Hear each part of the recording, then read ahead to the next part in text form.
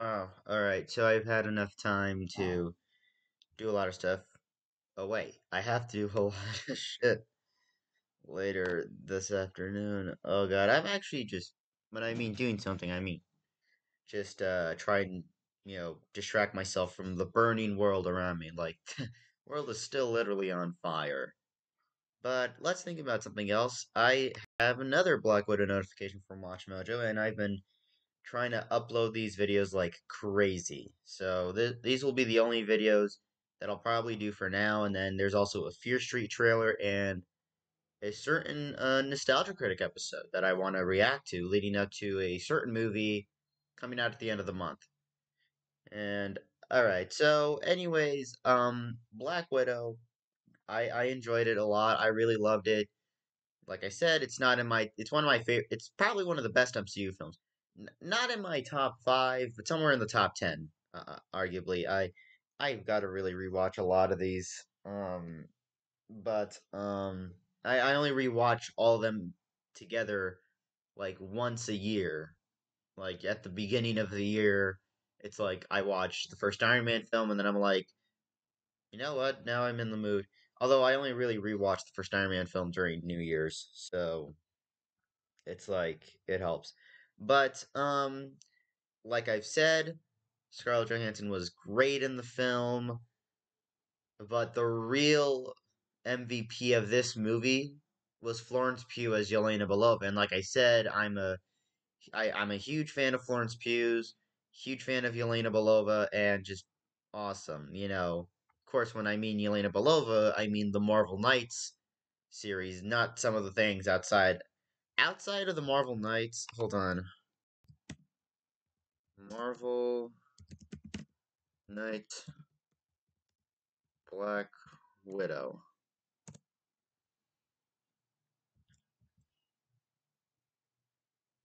Yeah. Uh, like this one. This is what I like to talk about here.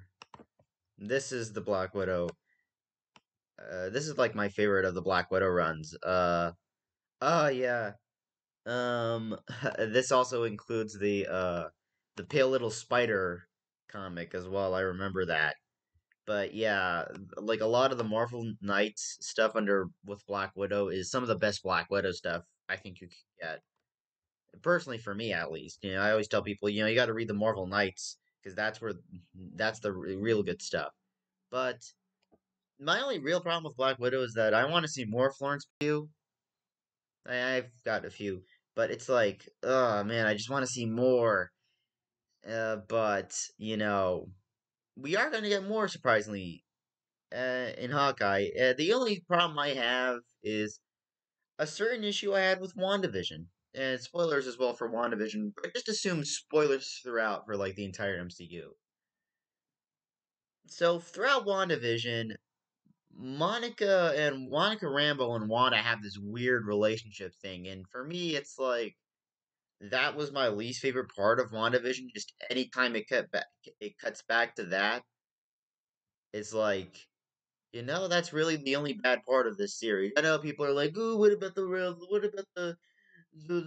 Boner thing?" No, not really. The one part that like I cringed at truly was the whole Monica Wanda thing where it was like, oh, it's you can tell this, you can see this coming from a mile away. It's a cliche that you can sort of see coming from a mile away.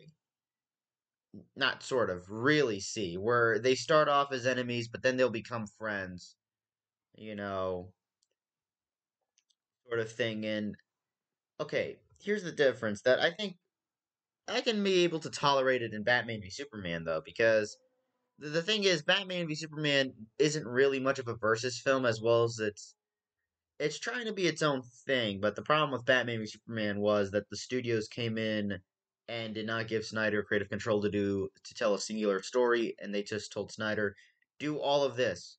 Snyder's like, oh, fine, whatever. Put that in, put that in. That's why the Snyder cut is so much better than Batman v Superman, in my opinion, because even though it is 4 hours long, Justice League, the Snyder Cut manages to tell its own story, and none of it is boring. Like, there's only like one part, like the one nightmare scene with the Joker was like, yeah, they added that on during the additional photography, but to like complete the movie. But overall, I enjoyed the Snyder Cut, and I enjoyed Black Widow. But this post-credit scene sets up the Hawkeye miniseries, and that's the one thing is like, oh god, they're gonna do that whole thing where it's like, you killed my sister. I didn't. Someone's tricking you. But it's like, I don't know. I feel like I know who the villain is now. I feel like with the Contessa de Fontaine, played by Julia Louis Dreyfus, just shows up. I'm wondering if she's trying to set up something because I'm not sure if Marvel's gonna go back to Hydra. There's lots of things that Marvel does where it's like certain characters do come back, certain characters don't. Like Martin Donovan's character in Ant Man. He shows up and it's found out that he was actually a Hydra agent infiltrated in S.H.I.E.L.D. because obviously we know that from Captain America the Winter Soldier. You know,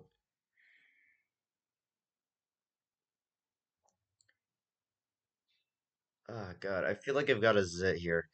The point is, I want to see how this sets up, the Hawkeye miniseries. I just feel like, you know, something weird is gonna happen. I don't know, maybe Dark Avengers or Giannis.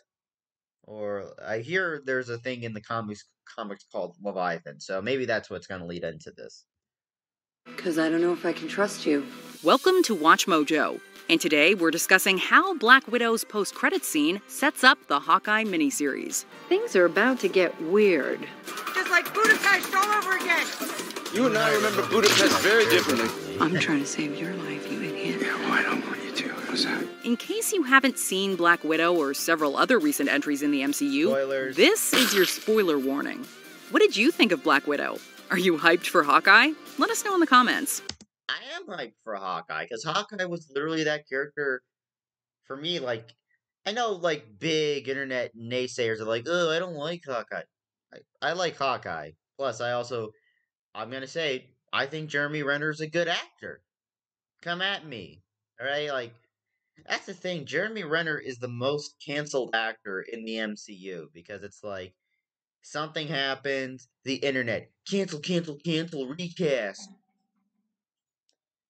God, the fact that the internet has catched on in the worst way possible. I mean, it's no secret because of that. God has, decided to unleash his vengeance upon us. At least that's how yeah. The moment people, I'm not really, but certain people, the moment the only time they ever truly believe God exists is when the apocalypse is happening, and which is certain now. It's still the apocalypse. God, it's kind of like and when Scarlett Johansson, of course, because she's worked with Woody Allen 3 times, and Match Point is like my favorite Woody Allen film. But here's the thing. Like, you try to separate so many people still try to cancel her out because of the Woody Allen thing. But here's the thing. I don't really give a shit anymore because it's gone on for so goddamn long that should I give a shit now? No, it's like I remember when the hashtag Me Too movement was coming up, and then I was like, I wasn't really thinking it, but I was probably maybe I wasn't. I was like, oh, let's see, Woody Allen ends up on the list. But it's because that's been going on for so long that I don't know what's true anymore. Mia Farrow says Woody Allen did what he did. Woody Allen says no. For me, I choose to believe it's a goddamn ploy just to make them more relevant than they are now. I mean, Woody's films haven't really been that good recently. I mean, the last great one I remembered vividly watching, Cafe Society. That one was pretty good, though. I mean, the thing is, here's the thing. Yeah, well, here's the thing. It's like, now I've literally forgot what I was about to say. Just the whole thing is, I don't like to cancel an actor, alright? Because that is such a goddamn cliche. it is so cliche to the point where it's like I think of asking, why couldn't God just remove me from this earth? In addition to being her first solo movie and a prequel of sorts, Black Widow is a bittersweet farewell for Natasha Romanoff. I think it's bittersweet. You know, I've had an incredible decade working with my Marvel family. With the multiverse being teased for several upcoming projects, it's entirely possible we'll see Scarlett Johansson suit up again. Maybe she'll play Natasha from an alternate reality, or perhaps time travel will enter the mix. Well, that's a thing, actually. It's interesting, like in Austin Powers 2. I didn't think I was going to bring up Austin Powers, but yeah, so in Austin Powers International Man of Mystery, Will Ferrell has a small role as one of Dr. Evil's henchmen. And then Dr. Evil's like, look what you did to Mr. Bigglesworth. But Dr. Evil, I did not know. It's like, and then they kill him. And then, Dr. Evil incinerates him. Dr. Evil is like petting his guy. He's like, hello? Is anyone up there? Is anyone down here? Can you open this door? I'm still here, but I'm burning. I'm burnt badly. Can someone call me? Can someone open the door? And Dr. Evil's like, yeah, I burned him. And no, he's just burnt badly. Can somebody at least call an ambulance? Open this door hatch. Oh, thank goodness you're here to save me. You shot me. You shot me right in the arm. I love Will Ferrell in those movies. I love the Austin Powers movies, man. Those things were like the one thing I had of my childhood that I was so glad to watch. I mean, unlike Jehovah's Witnesses, I wasn't shielded from watching PG-13 movies. I saw PG-13 movies at a very early age. I think my first few ones were like a few Adam Sandler films. I cannot remember what my first PG-13 movie was, even though you're supposed to be 13 if it says PG-13. Point is, yeah, I'm happy to be a devout evangelist because at least I'm not shielded from almost everything. Unlike Jehovah's Witnesses, where it's like you're restricted from that. Point is, back to Austin Powers. I'm gonna get so much shit from the Jehovah's Witness community. Point is, I try not to really bring up religion. But back to Austin Powers. What's interesting is in the second one they have to go back in time. So what's interesting is with time travel, even though the character is dead in the future, you can only show a version of them from the past. So, in Austin Powers 2, when we see Mustafa again, you know. And then, of course, he gets badly injured again, which is hilarious. He's like, falls down. He's like, hello? Is anyone up there? I'm down here, but I'm extremely quite a lot of pain. Somebody has to call an ambulance. Oh. I remember the post-credit scene that he still was alive at the end. He's like, hello? Is the movie over? I'm still down here and I'm extremely quite a lot of pain. Pain. I think my leg is a little better now. Here goes nothing. I mean, clearly Marvel's not going to do anything like that, but that's the positive thing about flashbacks or like showing people from a different point in time. I don't know about alternate realities because I feel like that would cheapen Natasha's death in a certain way. Not unless in that alternate realities, maybe she it's like, no matter what the alternate reality will be, Natasha's still apparently gonna die. But it's like they'll show different. It's like she'll always die essentially. But yeah, I'm gonna miss Scarlett Johansson as Nat. I'm really gonna miss her. In any case, Black Widow doesn't retcon the sacrifice she made on Vormir in Avengers Endgame. Sacrifice her life for that goddamn Damn stone. stone. She put her life on it.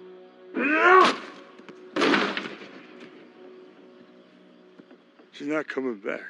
If the film's post-credit scene is any indication, Natasha's end will significantly shape Hawkeye's future.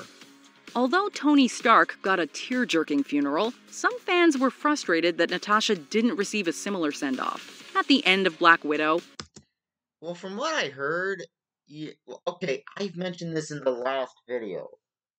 As much as I am pissed off that she did not get her funeral, I feel like that little moment in Endgame where it's right when they get all the stones, they come back into the future in 2023, but Nat's gone, and it's just a small moment. I think it says it all. It's should there have been a bigger funeral? I don't know. Maybe there should have. There should have not have been. I don't. God, just this is why I hate associating myself with fan bases. When I say I'm a fan of that certain thing, I don't largely associate myself with that fan base. For example, I like most of Zack Snyder's films, except for Sucker Punch. That's the only one I do not like. But I remember, and yeah, restore the Snyderverse. I want to see the Snyderverse restored as much as most people, but Zack Snyder has said that he just wants to move on from that. But Zack Snyder fans are like, no, you shouldn't move on. Look, I really wish that Zack Snyder had the creative range, but given how Warner Brothers screwed him over, if I was Zack Snyder in that situation, I would totally be like, yeah, and besides, they haven't called me. Just to show you. And when Godzilla vs. Kong was coming out, every Zack Snyder fan, like the I don't even think I should call them fans. I should call them like creepy stalkers, or like sit around Zack Snyder's home and Zack Snyder's like 911. Hello, 911. Yeah, I got a few stalkers who call themselves my fan. I mean, don't get me wrong, Zack Snyder's actually a nice person from what I've seen. He's actually pretty nice from what I know. I like to meet the guy and say, dude, Justice League, your version, your superior, the superior version of Justice League was awesome. But here's the thing, all right? It's like Zack Snyder. It's like people. Okay, well, some when I remember when Marvel fans were pissed off at Zack Snyder because he said Ant-Man was like flavor of the week. When in fact, Zack Snyder doesn't, from what I know, he doesn't hate the Marvel Cinematic Universe. He's just like, yeah, they just keep making hundreds of movies, but they're good movies. I think it's because, I mean, who knows? If Zack Snyder does come, I want him to, although it's been confirmed that he's not rumored to direct a Ghost Rider movie. Marvel, hire Zack Snyder to do a Ghost Rider movie. At least make it better than the versions we got from like 2007 and 2012. Ay, ay, ay. God, those were pretty. Point is, when it comes to fan bases, I don't like to associate myself with them. I okay, but I hate bringing up religion, but okay, there's Christianity, and then there's non-denominational Christianity. Think about it. There's fan bases, and then there's me. I'm probably the only non-denominational fan of, like, say, the MCU, Star Wars, Star Trek, Fast and Furious, even Zack Snyder film, you name it. I don't want to associate myself with those fan bases, because I like to be the calm person. And trust me, I'm certainly pessimistic from time to time, but I wouldn't say uh, like I wouldn't send death threats or anything. I know what obsessive fans do, like obsessive people do, and it is really 3 words, 2 words, 3 words. John Hinckley Jr. John Hinckley Jr. Just look up what that guy did. Killing, just trying to kill the president, just so you can get the attention from some actress who doesn't even care about you, is damn insane. we got to see Natasha's secluded memorial. Yeah, this is a beautiful moment. Which I would have cut it at that instead of setting up the Hawkeye miniseries.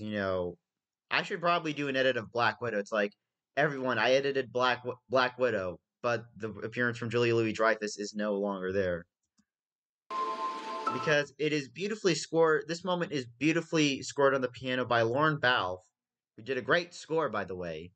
And the moment does it all.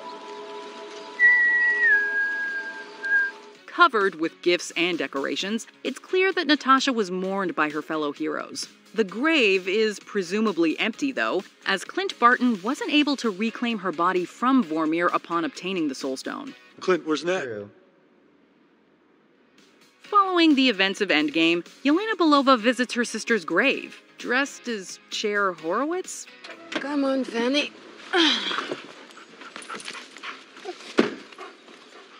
Well, Yelena just recently started buying her own clothes. Considering that Clueless came out the same year she left Ohio, 1995, it makes sense that Yelena would model her wardrobe after Alicia Silverstone. Oh, Alicia Silverstone in her prime. I love Clueless. Also, Clueless also stars Paul Rudd.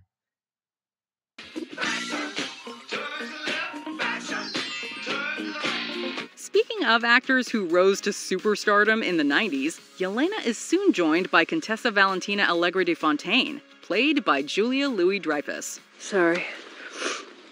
I'm probably going to edit this movie and just do a version where it just plays them. And then, hey, Marvel, you should seriously hire me as a consultant. I mean, my mom's already pestering me about not making money off of this. Just hire me as your consultant. I'd be like the guy who sits at the test audience. Be like, okay, but it's a good moment. If I saw this post-credit scene, I'd be like, I talked to Kevin Feige and Kate Shortland. I'd be like, okay, so here's what I would have done with the post-credit scene. We tell people that Julia Louis-Dreyfus was supposed to be in this as a total lie, kind of like a bait and switch. And then, and just show this one beautiful moment between Yelena and Natasha. And then we just read the words, Yelena Belova will return. That's one thing I was pissed off about. Is like, damn it, they did not have Yelena Belova will return. Marvel, if you do not hire me as your consultant, I will go mad. Hire me for Christ's sake. I'll at least make, if you pay me $100, just like a simple Benjamin, that's fine. I'd just be like that to Marvel and Control and be like, Kevin, I think the Julia Louis-Dreyfus thing is just too much. Kevin be like, Feige would be like, but we're supposed to. How about we put that the same exact scene in Hawkeye? Huh? Would be better. Kevin Feige would be like, if he did, it would be weird if Kevin Feige would be like, I believe you're right. That we should just have it play a simple, sweet moment. And if Kate Shortland is like, yeah, I agree. Or no, wait, Kate Shortland is Australian, so she'd be like, yeah, I'll agree there. And Kate Shortland did a fantastic job. I've actually seen her previous film, Berlin Syndrome. Pretty good film. Although not for everyone. It is pretty intense at times. It's a little too, yeah, how do I say, gritty? Not gritty, but just like too, uh, I'm allergic to the Midwest. Fontaine made her MCU debut in The Falcon and the Winter Soldier, where she recruited John Walker. Valentina Allegra de Fontaine. Actually, it's Contessa Valentina Allegra de Fontaine. Although this cameo appearance here in Falcon and Winter Soldier, it works here than it did in Black Widow, because given what, I'm pretty sure it was like, Kate Shortland was like, just wanted to play the moment bittersweet, but someone at Marvel Studios was like, you gotta put a Julia Louis-Dreyfus in there. She was like, okay. I I know it's hard, but I don't like to repeat myself, so you can just call me Val. Following his short-lived stint as Captain America, Fontaine gave him the new moniker of U.S. Agent. This wasn't intended to be Fontaine's introduction, however. Due to delays caused by the pandemic, Marvel was forced to shift their release schedule around. Originally, Fontaine would have made her first appearance in Black Widow's post-credit scene. Bothering you? Oh, no. I'm just here paying my... Hold on a second. Oh shit. I've been 25 minutes in. This is why. But I have interesting things to talk about. Alright, back to the video. Credit scene. Bothering you? Oh, no. I'm just here paying my respects. Since Black Widow is the first feature in Phase 4, Fontaine's presence mirrors Nick Fury's surprise cameo at the conclusion of Iron Man. Who the hell are you? Nick Fury, Director of S.H.I.E.L.D. Oh. I'm here to talk to you about the Avenger Initiative. Will Fontaine be the next Fury or a devious foe, though? In the comics, Fontaine serves as the leader of S.H.I.E.L.D.'s Femforce, developing a complicated dynamic with Sharon Carter and a romantic relationship with Nick Fury. After becoming the new Madam Hydra, Fontaine is seemingly revealed to be a double agent. As it turns out, she's a triple agent. Hold on a second. Let me just pause the video because I gotta do some stuff. Alright, well, at least gotta try and finish this fast.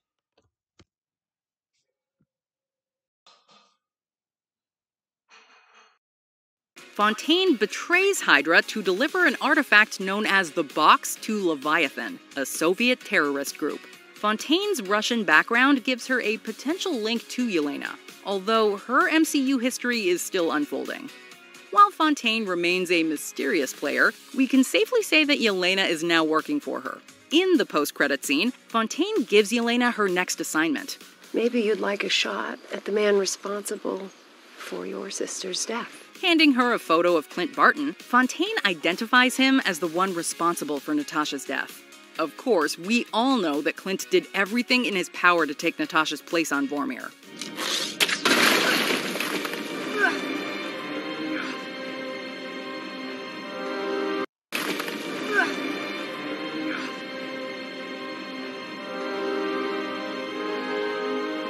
Clint held on for dear life until he was finally given no choice but to let Natasha go.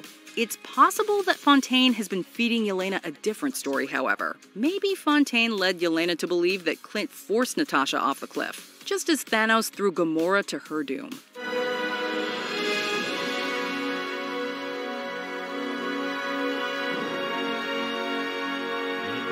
Even if Yelena knows what really happened, she might be feeling some animosity towards Clint for not saving Natasha. Deep down, Yelena could also be experiencing guilt concerning her sister's death. Since she wasn't present in Endgame, Yelena may have turned to dust along with half of all life in the universe.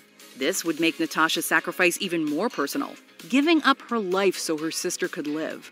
If this is indeed the case, a part of Yelena might blame herself for Natasha's demise. Rather than confront that guilt, though, Yelena could take it out on Clint. Does that mean Yelena will assassinate Clint in Hawkeye? After all, the miniseries is supposed to be a passing of the torch, or the bow and arrow in this case. Hey, Clint. Yeah. Hey, man. Clearly retirement doesn't suit you. You got tired of shooting golf? Well, I played 18, shot 18. Just can't seem to miss. Just can't seem to miss. Clint's retirement as Hawkeye has been building for a while now. Before turning to his darker Ronin persona in Endgame, Clint called his daughter Lila Hawkeye. Mind your elbow. Good job, Hawkeye. Although this led many to believe that Lila would take up her father's mantle, the miniseries will focus on Clint mentoring Kate Bishop, played by Haley Steinfeld. I can't wait for people just to see how we are interpreting this character through the comics and in our own sort of ways.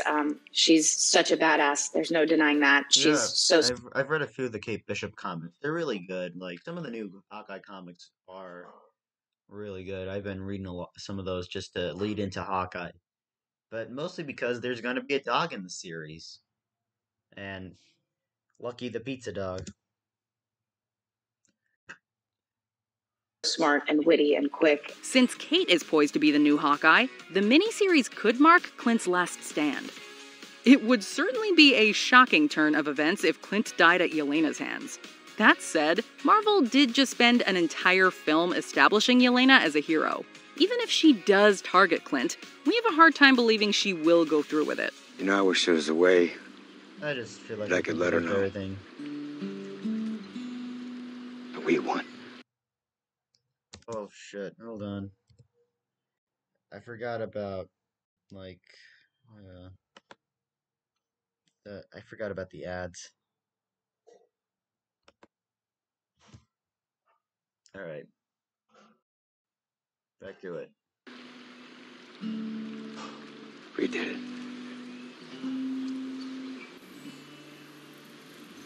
She knows.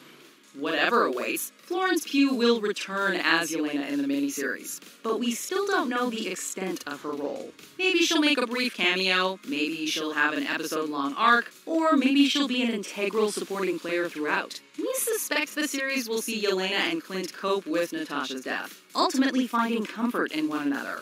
After all, what is grief if not... well, you get the gist. What is Love grief? persevering.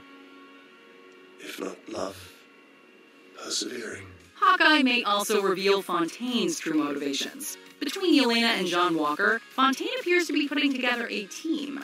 Keep your phone on. Will do, Val. Don't call me that. It's been theorized that said team is the Thunderbolts, a group of mostly reformed villains. General Thunderbolt Ross's presence in Black Widow might be hinting at this as well. Rumors suggest that the MCU's incarnation of the Thunderbolts could consist of Walker, Yelena, and Zemo. His plans changed. We have business to do. The latter two were both prominent Thunderbolts in the comics, although U.S. Agent got his arm and legs severed by them. For a period in the comics, Clint Barton becomes the leader of the Thunderbolts. With that in mind, the Hawkeye miniseries might not be the end for Clint. Rather, it may be a new beginning, signifying his transition from Avenger to Thunderbolt. Although nobody can take Natasha's place, the miniseries could also further solidify Yelena's status as the new Black Widow. Oh yeah, this seems pretty brutal in my opinion.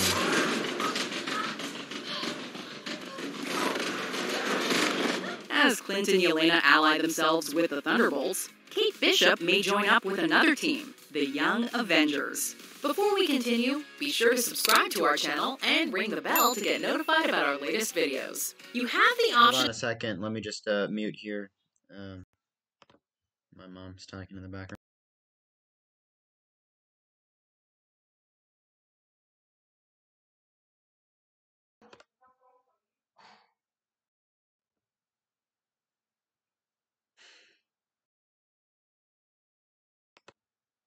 Damn it, I had this thing.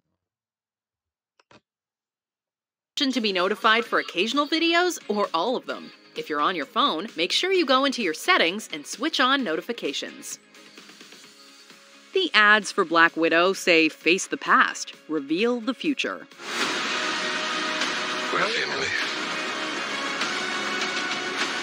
We fight with you.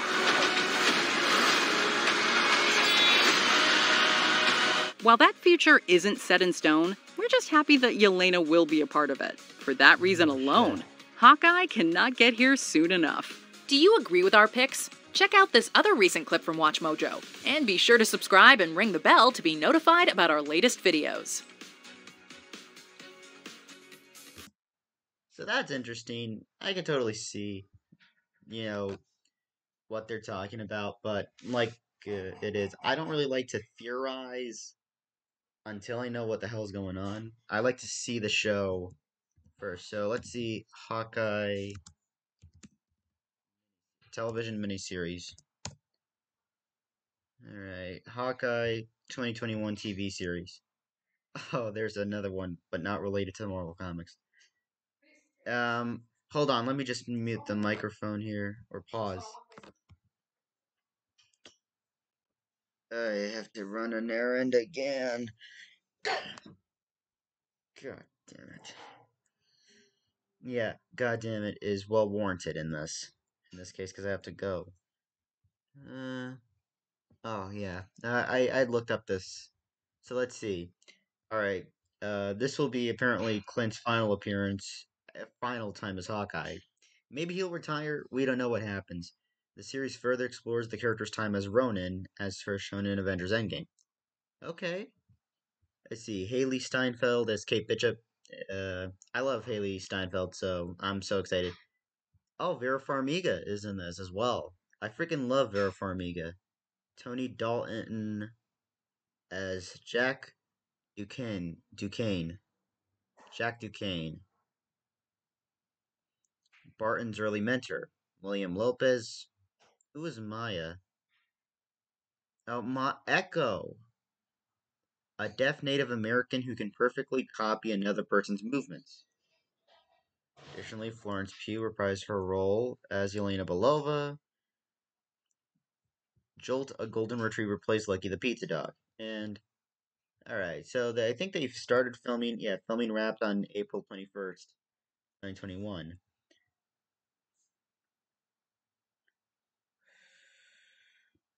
In late 2021, it's planned to be released, but I don't know. All right, but Eric Steelberg. Why do I know that name? Oh, okay. This is interesting here. Some of the films that were shot by Eric Steelberg. He's actually a regular collaborator of Jason Reitman. So like 500 Days of Juno, Up in the Air, Young Adult, Labor Day, Men, Women, and Children, Tully the Front Runner, and the upcoming Ghostbusters Afterlife. And he's also shot Draft Day, which was directed by Ivan Reitman. He's also done Dolomite Is My Name, the Baywatch movie, which, and 500 Days of Summer. So that's cool right there. And I think he also did additional photography on A Quiet Place. Because, yeah. I remember when I read the article saying Eric Steelberg was going to be the DP. It said, I have to go eat. It's my lunchtime now. It said A Quiet Place cinematographer set to shoot Hawkeye series. I thought, oh, Charlotte Brooks Christensen. Oh, Eric Steelberg, which, yeah. Point is, you should never. Here's the thing. Charlotte Brooks Christensen was the main DP of A Quiet Place, so she is a quiet cinematographer for Quiet Place Part 1. Eric Steelberg just did additional photography, but, hey, I'm not the one who writes the articles. I'm gonna have to turn this off. I'll leave a link to the original video down below, link to my Instagram, link to Watch Mojo. Let me know what you thought about of Black Widow. Did you love it? Did you hate it? Were you on the fence? I don't know. Thank you for watching. Don't forget to like, comment, subscribe. If you do subscribe, hit the bell to stay notified. Godspeed, everyone. Take care.